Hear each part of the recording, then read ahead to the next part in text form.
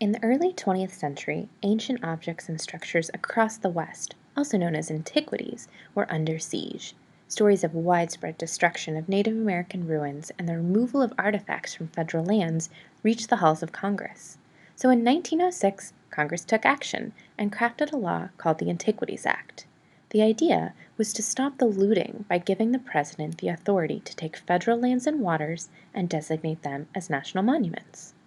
Conservation-minded President Theodore Roosevelt signed the Antiquities Act into law and used it to designate the nation's first monument, Devil's Tower in Wyoming, as well as 17 others, including the Grand Canyon. Areas protected under the Antiquities Act should have natural, cultural, or scientific features in need of greater protection, according to the law. The goal is to reserve the smallest area compatible with the proper care and management of the objects to be protected. National monuments generally receive greater levels of protections than other public lands. So let's say drilling, mining, logging, or ranching already exists on federal lands that are then designated as a monument. Typically, that can continue. However, new permits for those activities are often prohibited by law once the monument is in place. Since the law went into effect, the Antiquities Act has been used more than 150 times.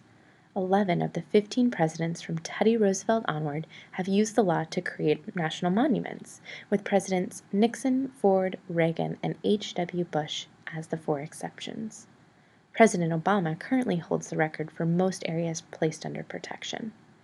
While some monuments have been controversial, including Obama's designation of the Bears Ears National Monument in Utah, they also have the potential to bring tourism and other economic value to local communities.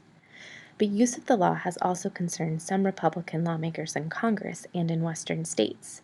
Some argue it gives the president too much power to lock up wide swaths of public lands from new roads or energy extraction.